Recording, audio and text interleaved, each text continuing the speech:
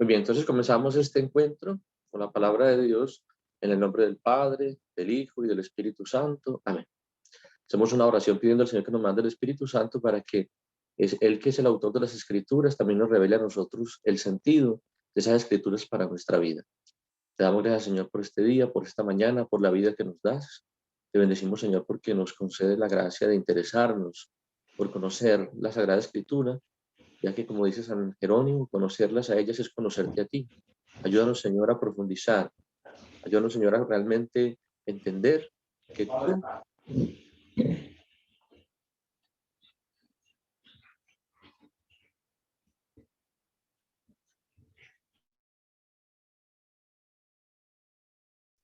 ayúdanos, Señor, a entender que tú nos quieres hablar a través que tú nos quieres hablar a través de esta palabra sagrada que tú nos has dejado. Te lo pedimos por Cristo nuestro Señor. Amén. Bueno, vamos a hacer un resumen muy breve de lo que hemos visto hasta ahora. Primero hablamos de la historia de la salvación, hablamos de la diferencia entre palabra de Dios y Sagrada Escritura. Luego hablamos de cómo Dios se empezó a revelar a través que la historia de la salvación propiamente comienza con Abraham. Hicimos un esquema de esa historia desde el año 1800 hasta el año 100 después de Cristo. ¿Y qué sucede antes? A eso responden los 11 primeros capítulos del Génesis, que no son un relato histórico, sino que son una visión teológica del mundo, ¿cierto? No mitológica, porque allí, si hay algo que no hay allí, es mito, ¿cierto? Utiliza elementos mitológicos, pero no es mito, porque allí la idea no es explicar de una manera fantasiosa, sino que es explicar de una manera teológica cómo Israel entendió la creación del mundo y la entrada del mal. Entonces hablamos de la creación, de cómo Dios está por encima de todo, es el origen de todo, el monoteísmo. Y después hablamos del Shabbat también, por ejemplo. Me hicieron una pregunta muy interesante. Esta vez no me hicieron preguntas. Y después hablamos de cómo entró el pecado en el mundo. Y entonces me centré un poquito, que no lo quería hacer tan largo, pero me pareció muy importante, en el relato de Adán y Eva, porque ese relato nos explica muy bien en qué consiste el pecado, que en el fondo es querer ser, por la tentación del demonio, ponerse en el lugar de Dios y decidir autónomamente cuál es el bien y cuál es el mal. Y eso a qué lleva al hombre, a perder el paraíso. Lo que antes era una bendición se convierte en una maldición. Entonces, ¿qué empezamos a ver en el Génesis hasta el capítulo 11? ¿No? Empezamos a ver que el mundo cada vez se va como degenerando más, el pecado como que va avanzando. Entonces al principio, Caín, al principio Adán y Eva pues comen del fruto prohibido, desobedecen a Dios, hay una ruptura entre ellos, ¿no? Tienen miedo el uno del otro, tienen vergüenza el uno del otro, se pierde el paraíso porque el hombre desobedece a Dios, ¿cierto? Esto tiene toda una teología, la teología del Deuteronomio, porque el Deuteronomio dice, mira que pongo delante de ti muerte y vida. Dos caminos tienes. Escoge la vida, que será cumplir los mandamientos de Dios y serás feliz, la tierra dará sus frutos, todo te irá bien, Dios te bendecirá. Elige la muerte, que es seguir a los ídolos, y todo será una maldición para ti. Y esos dos caminos son válidos. El mismo Jesucristo lo presenta. Dice, ancho y espacioso es el camino que lleva a la vida, que lleva a la muerte, y muchos transitan por él, porque es el camino de buscarse a sí mismo, de darse placer, de vivir en la tentación, de vivir en el pecado, y que corto y que estrecho es el camino que lleva a la vida. Entonces, esa doctrina de los dos caminos no ha sido abolida, todo lo contrario. El Nuevo Testamento lo que hace es mostrar cómo toda nuestra vida estamos delante de esas decisiones, la decisión de hacer o no hacer la voluntad de Dios. Y esta nos espera. Si escogemos hacer la voluntad de Dios, nos espera la vida, la felicidad, y si decidimos rechazar a Dios, nos espera la muerte, la maldición, la tristeza, etcétera, etcétera, que es lo que experimenta Adán y Eva. Y ellos eligieron el camino de rechazar la palabra de Dios, de aceptar la tentación del demonio, y por eso perdieron el paraíso. Y empezamos a ver cómo el pecado es como una infección. Por eso me gustaba mucho el evangelio de la semana pasada del leproso, ¿no? Hablaba de la lepra, un leproso que se acerca a Jesús. Porque la lepra es una expresión como muy plástica, muy concreta de lo que es el pecado. Un ejemplo muy claro. La lepra es una enfermedad tremenda porque primero que todo es una enfermedad que es degenerativa. O sea, no es que yo tengo lepra un poquito y ya mañana me empiezo a curar. No, la lepra empieza a destruirme, a carcomerme por dentro y que es como digamos, en cierto sentido es peor que un cáncer porque es mucho más agresivo y exterior, ¿cierto? El cáncer a veces está por dentro haciendo lo mismo, pero la lepra es exterior, desde la piel. Entonces, por eso era una enfermedad que era digamos, tan terrorífica. Porque imagínate una persona, por ejemplo, cuando le daba lepra, empezaba a podrirse la piel, se le empezaban a caer partes de la cara, la nariz, una oreja, hasta un parte de la mano, el cuerpo, la persona se iba destrozando. Es exactamente lo que sucede con el pecado, que empieza a carcomer a una persona empieza a pecar y parece que no pasa nada, parece que es una manchita, ¿no? Un adulterio, no pasa nada, una salidita, no pasa nada, pero después se empieza a ver cómo esa persona su vida se va literalmente pudriendo. Por eso cuando la gente dice, yo no creo en el infierno, yo digo, pues qué más infierno que la vida de tantas personas, ¿no? Que cuando uno está lejos de Dios, la vida se le convierte en un infierno. Lo que tendría que ser un paraíso se convierte en un infierno. Entonces eso le pasa a Adán y Eva. Entonces, y la lepra también, claro, porque como es una enfermedad contagiosa, se separa de los demás. Por eso es muy interesante que la escritura ven la cantidad de leprosos que hay y cómo Dios va actuando como queriendo curar estos leprosos, ¿no? Por ejemplo, está Naamán el sirio, está la misma hermana de Moisés, que se llama María, que le da lepra. eh, bueno, muchísimos casos de leprosos, porque ese es un ejemplo de lo que es el pecado. Y cómo lo único que lo puede curar es el Señor. Por eso en el Evangelio también aparecen varios leprosos. Pero la lepra va avanzando, avanzando, como el pecado. Por eso en el capítulo cuarto vemos ya el relato de Caín y Abel. Ya hemos pasado ya del rechazo, de la división, de la acusación mutua de Adán con Eva, de Eva con la serpiente, de que la vida hasta y pasamos, ya llegamos a que el otro se convierte en un enemigo, porque eso es lo que hace el demonio. Cuando uno se separa de Dios, el otro deja de ser un hermano para convertirse en algo que me estorba, algo que me molesta, algo que me impide ser feliz. Les contaba que dicen los existencialistas, sobre todo hay un autor que se llama Jean-Paul Sartre, que dice que el otro, cuando yo no tengo a Dios, se convierte, es como un infierno para mí, un infierno, porque no lo puedo soportar. Entonces, por eso vemos ya en el capítulo cuarto cómo el hombre se convierte, después de la caída de Adán y Eva, en un asesino, literalmente, de su hermano.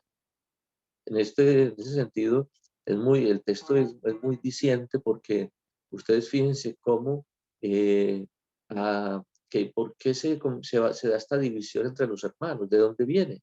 Viene de que los mismos padres en ellos de alguna manera infunden esa división, empezando por el nombre.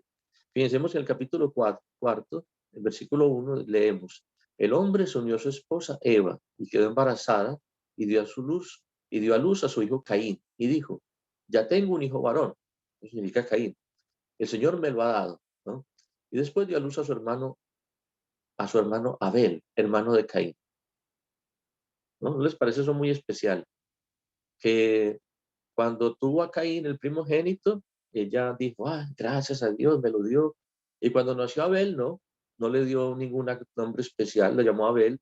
De hecho, Abel en hebreo significa nada, ¿no? ¿Has escuchado esa frase famosa del Coelet?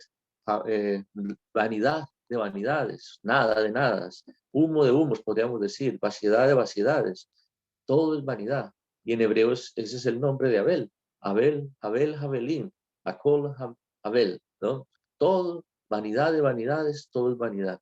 Ese es el nombre que le pone la mamá a Abel, nada, no eres nada. Entonces ahí ya vemos, fíjate cómo la escritura nos ilumina tantas cosas. Vemos cómo muchos de los problemas que tienen los hermanos radican en como, de alguna manera, como que son el reflejo de los traumas de los padres, ¿no? Por ejemplo, el tema de las preferencias. Cuando un padre prefiere a un hijo sobre el otro, el otro hijo se siente realmente como paseado, ¿cómo decir? Como despreciado. Pero entonces aquí, ¿qué sucede? Que el otro hijo, Abel, se nota que acepta esto, no hace un reclamo, pero Caín sí se siente que es un señor, se siente que al todo se le debe, siente que todo el mundo le tiene que decir que sí, que todo el mundo tiene que estar a su disposición, que todo el mundo tiene que ser, que tiene que girar alrededor de él, ¿no?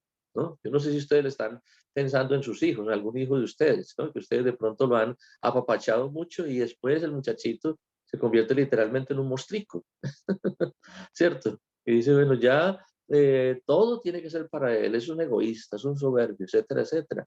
Pues tienes que mirar cómo lo has educado, es así, ¿entiendes? Y muchas veces darse mea culpa porque no lo corregiste, o porque no lo ayudaste, porque lo mimaste demasiado. A mí me gusta en inglés cuando un muchacho es así rebelde, cuando un muchacho es así como caprichoso, se dice spoiled boy.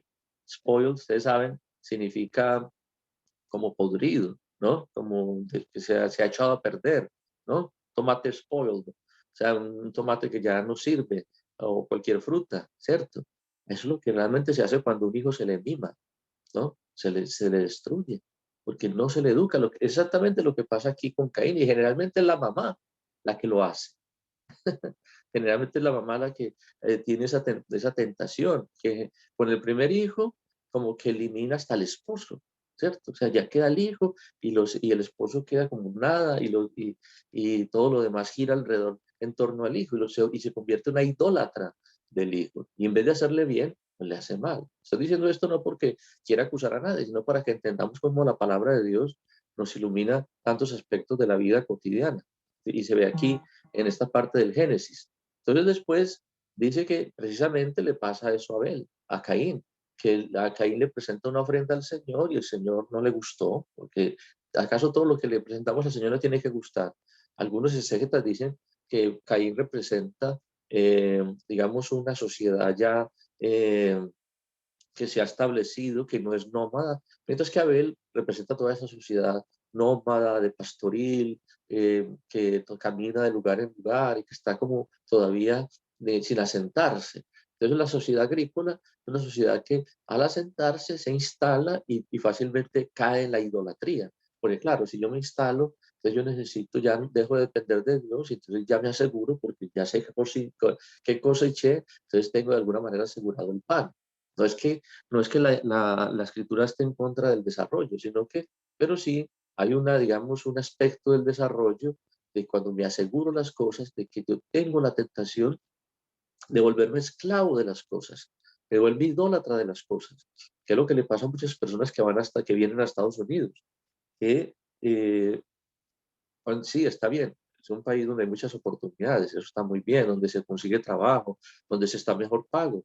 Pero ¿cuál es la tentación? De quedarse en eso y pensar que es lo más importante y vivir para el trabajo y olvidarse de la familia. Es un poco lo que explica más o menos por qué Caín, Dios rechaza la ofrenda de Caín, porque es imagen de una sociedad acomodada, idólatra, y en cambio acepta la de Abel, que un pastor pues tiene que ir de camino, de depender más de Dios, de la naturaleza, donde encuentra pastos, así, allí lleva a sus ovejas. Entonces Dios, en todo caso, Dios acepta, porque es libre, la ofrenda de Abel y no la de Caín. ¿Y qué dice Caín? Que se llena de rabia, de ira, de envidia contra su hermano. Y fíjate la envidia, qué tan tremenda, que lo lleva a odiar a su hermano. Pero fíjate lo que le dice el Señor. Entonces le dice el Señor a Caín, le dice, ¿por qué te has irritado y has torcido el gesto? ¿Por qué te has puesto mal? ¿No? Fíjense que cuando uno a veces piensa que no, los pensamientos no son pecado. ¿Cómo que no? Si ya solamente con pensar las cosas a uno le cambia el rostro. Cuando una persona a ti no te gusta, le tienes un juicio, le tienes un desprecio, tú lo notas, tú lo notas. Cuando alguien te tiene un juicio a ti, tú lo notas, pues esta persona como me mira como raro, como que me habla con una dureza. ¿Por qué? Porque tiene un juicio contigo y cambia el rostro, ¿no? En los esposos, a veces es un gran conflicto en los esposos, porque dice, mi esposo, con todos los demás, con toda la gente, es un dulcecito, pero llega a la casa y se le endurece el rostro y mira a todo el mundo como con rabia. ¿Por qué? Entonces la gente dice, no, ¿será que es que le están haciendo algún maleficio? No, son juicios que tiene son pecados que tiene de juicio con las personas y está ahí, su rostro ha cambiado porque mira al otro con malos ojos. Por eso esto es una expresión bíblica muy importante. Hallar gracia a los ojos de, ¿cierto? Hallar gracia a los ojos de Dios. Tal persona halló gracia a los ojos del rey. Significa cuando una persona está en paz con otra, sus rostros son resplandecientes, se hablan con ternura a través de los gestos. Cuando estás mal con el otro, ya solamente esa cara de oso que a veces ponemos en la casa es imagen de que en nosotros está el pecado. Es lo que lo dice aquí muy bien. Le dice el Señor a Caín, ¿por qué has irritado y torcido el gesto? ¿No? Una traducción. Entonces, bien lo que dice el Señor a Caín, si hicieras lo bueno, podrías levantar la cara, pero no lo haces, ¿no? Estás viviendo en el fondo en la idolatría, le dice el Señor. Él dice, pero el pecado, y si no lo haces, no haces lo bueno, el pecado está esperando para dominarte, está esperando para dominarte como una fiera, ¿no? Es decir, fíjense que desde aquí ya se empieza a ver que Dios no es que considera al hombre un perverso, un malvado, no. El pecado como que te domina, es algo que la envidia, el rencor, el egoísmo, es una cosa como que te sale de dentro del corazón y no puedes controlarlo, ¿no? Y por eso entendemos lo del pecado original, originante. Original originante sería el pecado de Adán y Eva que rechazaron a Dios, pero ese pecado quedó después en todos los hombres y se llama pecado original originado. Es decir, el pecado que por consecuencia de ser humanos, de ser seres humanos, todavía habita en nosotros. Les hago una pregunta.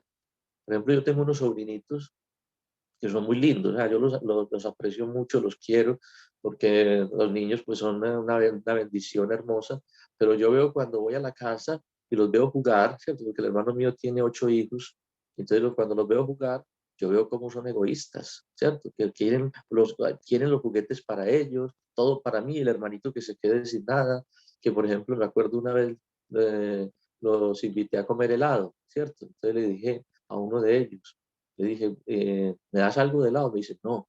¿Y por qué? Porque es mío. Yo se lo había pagado, pero no me quiso dar. Es decir, yo, claro, yo entendía que él se había apropiado porque ya era mío, yo ya se lo había dado y tenía razón, pero fíjate, no me quiso dar en su egoísmo, ¿cierto? Compartir conmigo. O sea, lo que quiero decir, la pregunta que yo les haría es esta, esos son mis sobrinos, yo no sé los sobrinos de ustedes, los hijos, los nietos, si son así, ¿no? Los de ustedes seguramente son generosísimos, ¿no? Mejor dicho, una maravilla. No lo sé, pero bueno, la pregunta que yo les hago es esta. ¿Quién le enseña a un niño a ser egoísta? Alguien que me responda.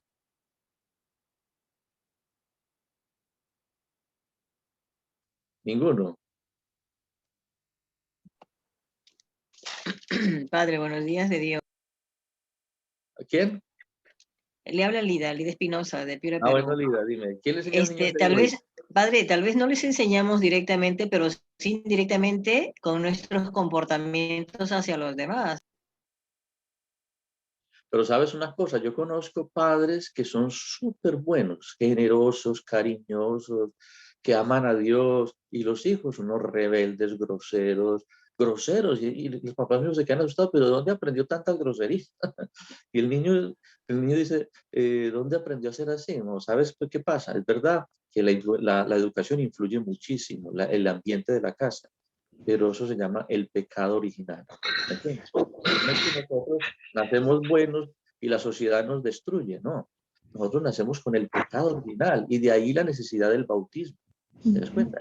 Eso que estoy diciendo es una prueba y mira lo que lo dice la escritura, ¿no? Sí. Ya Caín y Abel estaban de alguna manera, Caín estaba como herido por ese pecado y por eso mira a su hermano como un enemigo. ¿Y qué pasa? Por eso dice el Evangelio de Juan, mira, esto es tan grave, la tradición bíblica, y ¿saben qué dicen? No se escandalicen de esto porque es una tradición hebrea, pero la tradición hebrea dice que Caín no es hijo de Adán, sino que Caín es hijo del demonio. Imagínate, como producto de un adulterio. Por eso el libro, la carta del apóstol San Juan dice, no seáis como Caín, que es del demonio. Y cuando dice es del demonio, deja entender, hay esa tradición San Juan, el evangelista, en la su carta, que nació del demonio, porque esas acciones vienen del diablo, esta envidia, este rencor, y lo lleva a querer quitar a su hermano de en medio, esta envidia, a quererlo quitar, a quererlo eliminar, y lo mata físicamente. Por eso dice San Juan que todo el que odia a su hermano es un asesino, y ningún asesino tiene vida dentro de sí. Fíjense que la palabra de Dios es maravillosa en ese sentido, nos explica de dónde viene el mal, de dónde viene el pecado, que viene de esta herida que tenemos por el pecado original, y por eso solo con Cristo, miren esto, solo con Cristo el hombre se puede sanar de ese pecado. Por eso es que es fundamental la evangelización. Voy a apagar un momentico los micrófonos porque hay alguno que tiene el micrófono abierto.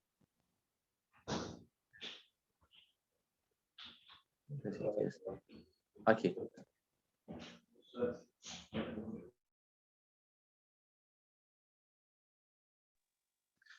Entonces, de ahí es necesario, les decía, por eso es necesario la evangelización, porque si no llega Jesucristo, la sociedad se pervierte, la sociedad no tiene un horizonte, no tiene para dónde caminar.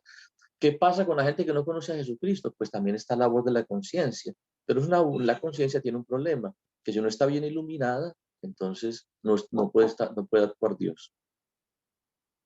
Entonces, un segundito.